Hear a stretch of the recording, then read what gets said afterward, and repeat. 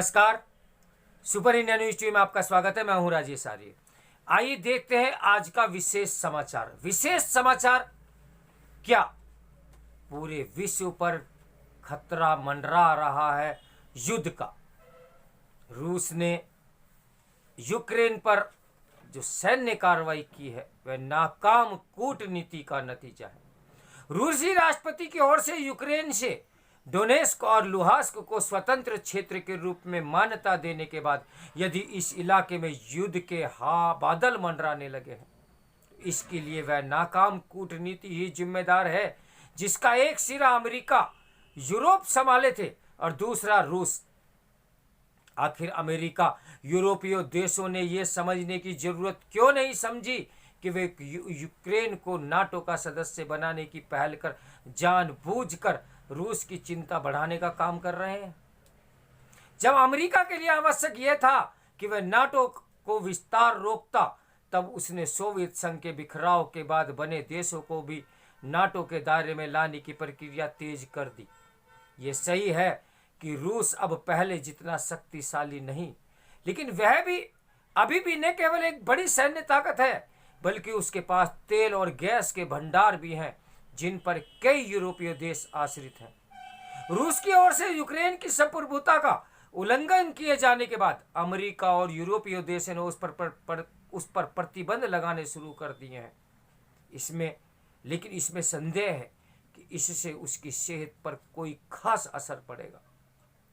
America और यूरोपीय देश इसकी अनदेखी नहीं कर सकते कि यूक्रेन संकट गहराने के साथ ही चीन ने केवल रूस के पीछे खड़ा हो गया है, बल्कि यह अंदेशा भी उभर आया है कि वह ताइवान में वैसा ही कुछ कर सकता है जैसा रूस ने यूक्रेन में किया। यदि ऐसा होता है तो इसके लिए अमेरिका और उसके साथी देश ही जिम्मेदार होंगे। एक ऐसे समय में जब विश्व अर्थव्यवस्था कोरोना संकट से उबर रही है, तब विश्व व्यवस्था पर गंभीर असर डालने वाले यूक्रेन विवाद के गहराने से न तो रूस को कुछ हासिल होने वाला है और न ही अमेरिका और यूरोपीय देशों को। यह निराशाजनक है कि जो बाइडेन सत्ता में आने के बाद प्रदर्शित तो यह कर रहे थे कि वे वैश्विक चुनौतियों का सामना अपने पूर्ववर्ती डोनाल्ड ट्रंप के मुकाबले कहीं अधिक संयम ढंग से करेंगे, लेकिन यूक्रेन के मामले में उनकी कूटनीति कुछ और ही बयान करती दिख रही है। लगता है कि वे अभी भी इससे कुपित हैं कि रूस ने राष्ट्रपति चुनावों को प्रभावित किया था। सच जो भी हो, यूक्रेन मामले में अमेरिकी राष्ट्रपति की तरह यूरोपीय नेताओं की कूटनीति भी दिशाहीन दिख रही है। यद्यपि रूस को कार्रवाई के बाद दोनों पक्षों की ओर से गर्जन तर्जन तेज हो गया है, लेकिन विश्व के हित में यही है कि यूक्रेन संकट की कूटनीति के जरिए हल करने की कोशिश की जाए। युद्ध इस संकट को और विकट बनाएगा और इससे रूस, अमेरिका, यूरोप समेत अन्य देशों को भी नुकसान होगा। अब आगे बढ़ते हैं समाचार के लिए। केवल प्रतिबंधों से पीछे नहीं हटेगा रूस। यूक्रेन जैसे किसी स्वतंत्र देश को अपनी कठपुतली बनाने के रूस के काम का भारत सैद्धांतिक रूप से समर्थन नहीं कर सकता। रूसी राष्ट्रपति पुतिन ने वही किया जिसकी आशंका थी। उन्होंने यूक्रेन पर हवाई हमले शुरू कर दिए और रूसी सेनाएं पूर्वी, पश्चिम और दक्षिण तीनों दिशाओं से यूक्रेन में दाखिल हो गई। अमेरिका और नाटो देशों के आर्थिक प्रतिबंधों से तमतमाए पुतिन ने यूक्रेन की सेना को हथियार डालने की सलाह तक दे डाली। अमेरिका को संभवतः इसकी आशंका तो थी कि यूक्रेन के पूर्वी डॉनबास क्षेत्र के डोनेस्क और लुहांस्क प्रांतों पर कब्जा कर वहां रूस की कठपुतली सरकारें बनाने की कोशिश की जाएगी, पर चारों ओर से हमला करके यूक्रेन के विस्नेयीकरण की चाल की शायद किसी को भी आशंका नहीं थी। रूस यूक्रेन के हवाई अड्डों और बंदरगाहों को इसलिए निशाना बना रहा है ताकि उसकी मदद के लिए बाहर से रसद न आ सके। राजधानी कीव और हथियार गए पूर्वी डालबास प्रांत के बीच का संपर्क तोड़ने की कोशिश भी हो रही है। बेलारूस की राजधानी मिन्स्क में 2014-15 में हुए जिस युद्ध विराम समझौते का पालन करने का पुतिन बार बार जिक्र करते रहे, उसे उन्होंने खुद ही तोड़ दिया। अब वे यूक्रेन की कमर तोड़कर वहां बेलारूस जैसी कठपुतली सरकार बनाना चाहते हैं। पुतिन का कहना है कि यूक्रेन को लेनिन ने बनाया था और वे हमेशा से रूस का हिस्सा रहा है, जबकि इतिहास बताता है कि यूक्रेन रूस की अपेक्षा बहुत पुराना देश है। 11वीं सदी में यूक्रेन को कीव रूस से नाम से जाना जाता था। जार शाही के समय और सोवियत संघ के 70 सालों को छोड़ यूक्रेन या तो स्वतंत्र रहा या दूसरे साम्राज्यों का हिस्सा रहा। यूक्रेन के मामले में पुतिन की मंशा शुरू से ही खतरनाक रही है। पूर्व में डॉनबास और दक्षिण में क्रीमिया के अलावा दक्षिणी पश्चिमी पड़ोसी देश मोल्दोवा की यूक्रेन की सीमा से लगने वाली पतली सी पट्टी ट्रांनिस्ट्रिया पर भी 1992 में रूस समर्थक अलगाववादियों का कब्जा चला आ रहा है। रूसी सेना की एक टुकड़ी वहां तैनात है। संयुक्त राष्ट्र के कई प्रस्तावों के बावजूद पुतिन ने वहां से सेना बिल्कुल नहीं हटाई। इस तरह रूस ने यूक्रेन को अब चारों दिशाओं से घेर रखा है। इसलिए नाटो के सुरक्षा कवच के बिना यूक्रेन का स्वतंत्र और स्थिर रह पाना अब कठिन लगता है। यूक्रेन में 15 परमाणु संयंत्र हैं।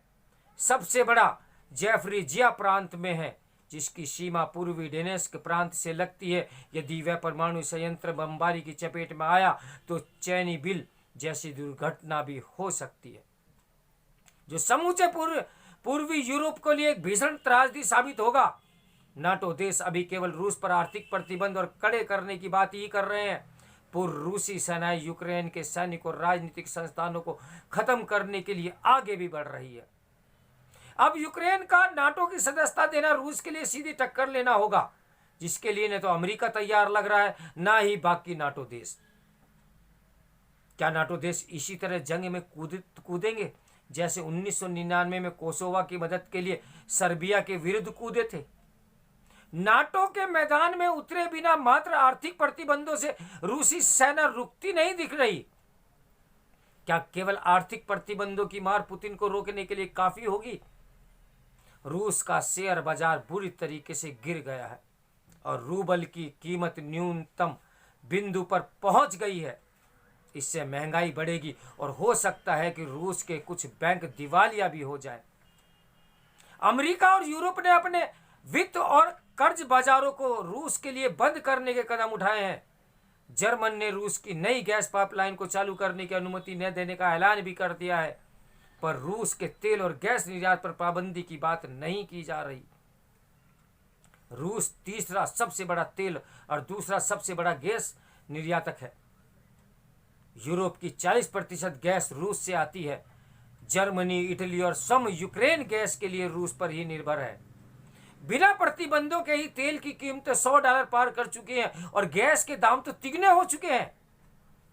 तेल और गैस निर्यात पर प्रतिबंध लगाए बिना पुतिन को चोट नहीं पहुंचाई जा सकती, लेकिन प्रतिबंध लगाने से पहले चोट अमेरिका और यूरोप को ही लगेगी। यूरोप के देश अब रूस पर अपनी ऊर्जा निर्भरता कम करने के बारे में गंभीरता से सोचने लगे हैं। भारत को भी यूक्रेन जैसे संकट से सुरक्षित रहने के लिए एक तो रक्षा क्षेत्र में रूस पर निर्भरता कम करनी चाहिए और दूसरे ऊर्जा क्षेत्र में आत्मनिर्भर होने के बारे में युद्ध स्तर पर काम भी करना चाहिए। रूस के हमले ने भारत के लिए सबसे बड़ी चुनौती कूटनीति के क्षेत्र में खड़ी की है। रूस ने कूटनीतिक संकटों की घड़ी में भारत का साथ दिया है। भारत की आधे से ज्यादा अधिक रक्षा सामग्री भी रूस से ही आती है और दूसरी तरफ अमेरिका भारत को की सामरिक रणनीति का मुख्य स्तंभ भी अब बन चुका है। यूरोप और अमेरिका भारत के सबसे बड़े व्यापार साझीदार बन गए हैं। लोकतंत्र और मानवीय मूल्य के मामले में भी रूस की अपेक्षा यूरोप अमेरिका भारत के अधिक निकट है। पर अब रूस और अमेरिका यूरोप आमने सामने हैं। दोनों भारत के समर्थन की उम्मीद भी रख रहे हैं। 2014 में क्रीमिया को हड़पने के मामले में भारत ने यह कहते हुए पल्ला झाड़ लिया था कि क्रीमिया के साथ रूस के वाजिब हित जुड़े हैं। अमेरिका यूरोप ने भारत की इस टिप्पणी को पचा भी लिया था और पुतिन ने इसे अपना समर्थन मानकर भारत का धन्यवाद किया था। लेकिन यूक्रेन जैसे किसी स्वतंत्र देश के राजनीतिक सैनिक तंत्र को ध्वस्त कर अपनी कठपुतली बनाने के काम का भारत सैद्धांतिक रूप से समर्थन कभी नहीं कर सकता। यूक्रेन संकट को आर्थिक और कूटनीतिक समर्थन के लिए चीन की तरफ झुकता जा रहा है, जो भारत के लिए भी बहुत अच्छी खबर नहीं है। क्रीमिया संकट के समय रूस का समर्थन न करने वाला चीन अब उसका खुला समर्थन कर रहा है। रूस के चीन के खेमे में जाने की चिंता अमेरिका को भी है। यूक्रेन संकट का फायदा उठाकर चीन ताइवान पर हमला करने या फिर भारत की सीमा में घुसपैठ करने का प्रयास भी कर सकता है। यह भी संभव है कि शी चिनफिंग अमेरिका, नाटो और रूस के बीच सुलह कराने के लिए पंच बन बैठे और क्वाड के जरिए चीन पर लगाम कसने के भारत के मंसूबे अधूरे ही रह जाए। परिस्थिति चाहे कुछ भी हो, सूत्रों के हवाले से खबर आ रही है कि काफी हद तक यूक्रेन पर रूसी सेना का कब्जा हो गया है। जगह जगह धुएं के बवंडर उठ रहे हैं, पूरा देश आग का गोला बन गया है। तो परमाणु संयंत्र भी थे, वहां से भी धुआं उठने की सूचना आ रही है। भारत को बहुत सोच समझकर कदम उठाना होगा, क्योंकि यूक्रेन ने भी समय समय पर भारत की कोई दोस्ती निभाने वाला हाथ नहीं बढ़ाया। आगे कूटनीति क्या कहती है, इसका इंतजार करें। इस समाचार के लेखक हैं बीबीसी हिंदी सेवा के पूर्व संपादक शिवकांत शर्मा। तो मेरे साथ बने रहिए सुपर इंडिया न्यूज़ टीवी की ब्रेकिंग न्यूज के लिए। नमस्कार, मैं हूं राजेश आर्य।